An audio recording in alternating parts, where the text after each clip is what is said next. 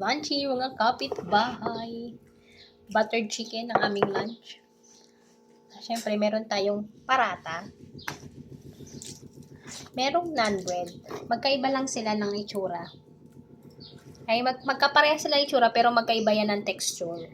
Ito, parang croissant. Layered. Ito, para lang tong Arabic bread. Tama ba, Mi? Oh, yeah. Mangan tayo. Si ate may trip sa parata. Pwede daw to pang breakfast. Pabukas ko na yung ano niya. Trip niya kakainin yun. Bukas talaga yun. Kung hindi siya makatiis na hindi yung bukas, mamayang gabi.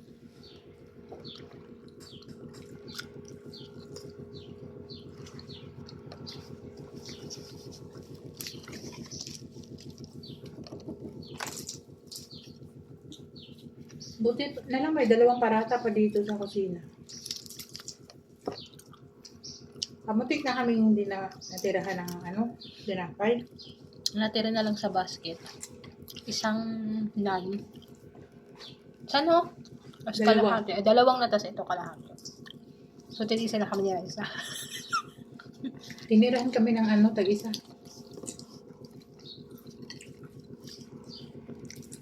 Anday na pala ng parata.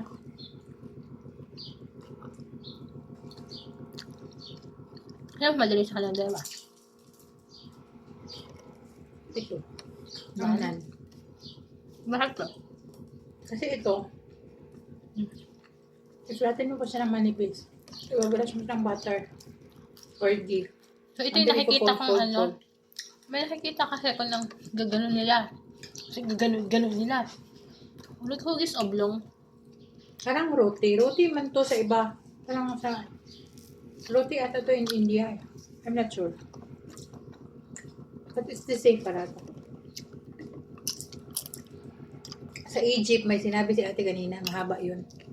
Mahaba yung pangalan niya. May nakikita ko na itataktak na yung isang maliit na gano'n na yung stainless na cup. Yan. Gaganunin. Hanggang magugis oblong siya. Tapos yun, hindi ko alam kung anong bread yun. Parang ganito. Ito yung naan natin.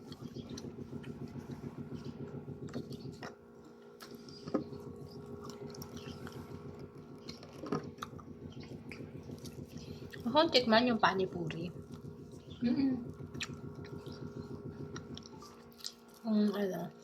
Ay, pagkakakita ko si Miss Eileen. Hi, Miss Eileen.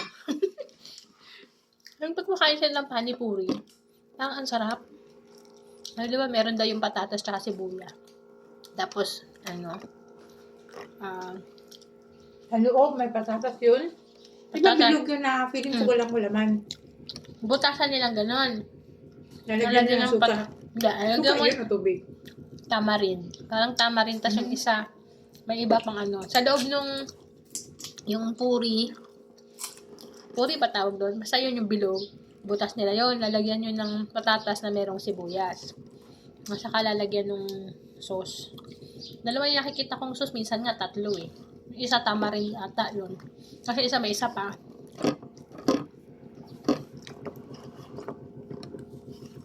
Pagkakainin mo siya kailangan. Ganon. Buo.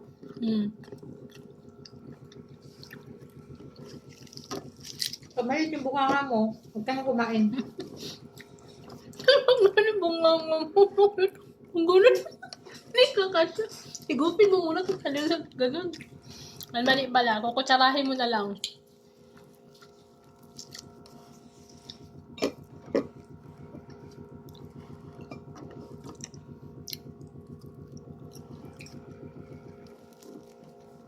Hindi ko yun naglilihan si ate.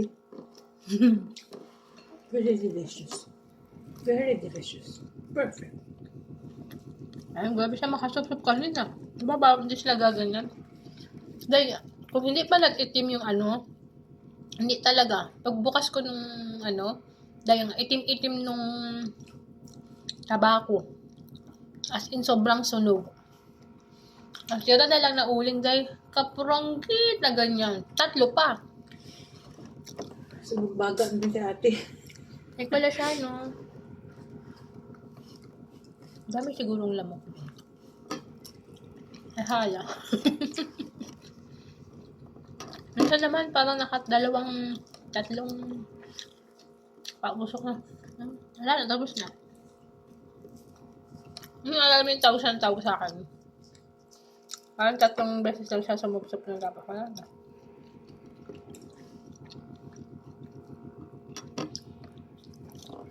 Nagbabaan ng vape yun eh.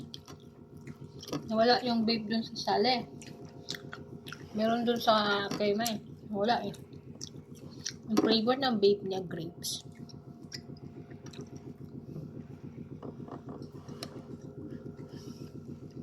Matagal na yung nagbibip si ate. Dalawa pala yung anak niya. Nagbibip na yun. Ang hindi ako makapaniwala na nagbe-vape si kuya. Dahil nagtupi ako talaga ng ano niya. Hindi kaya kay ate yun? Nasa jacket niya day. Kulay, kay ate itim eh. Sa kanya kulay orange. Nandun din kami sa Barcelona.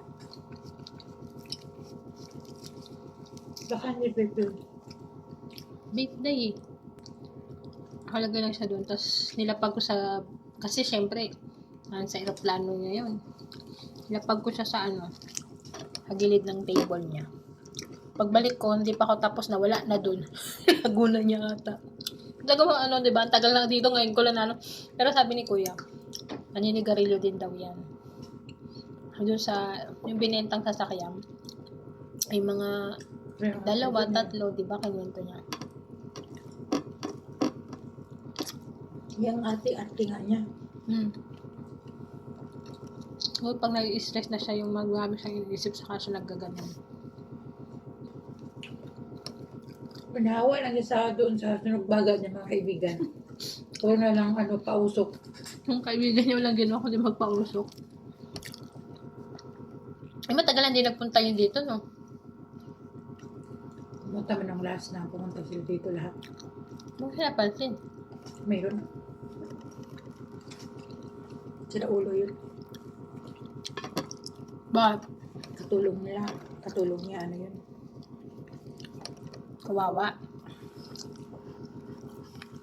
Parang lang din, si Tato Dracula. nila parang wala karapatang hindi. Yeah, saka lang. Ay, parang siya sa kapatid Yung lang ni mga Kuya. bata. Saka lang tawag. Pero sabi, mas maganda daw yung sakala kaysa sa kadama. Ay, hindi daw. Kasi yung sakala, from the word sugol, trabaho. Katrabaho. Kasama. Yung kadama, it's from the word daw yan. Parang slave. Yung sakala, it's from the word sugol. Ay, sabi naman nung paliwanag naman nung kasi naulaga ko dati. Sabi niya sa akin. At parang hindi ako makaalis dito kasi yung syakala ko, ganon-ganon. Sabi nung kaibigan nung pinsan niya, huwag mong tatawagin na syakala yung nani mo, hindi maganda, sabi ng tatay ko. Ayaw ng tatay ko tatawagin ang nani na syakala. Ganon. Baka yun yung pagka-interpret nila. Pero yung word na nagmula ng daw is word sugol. So, it's much better when the katulong, you call Kadama. no, Ay, syakala. syakala. Kung mga phrases to phrases ang anuhin ba?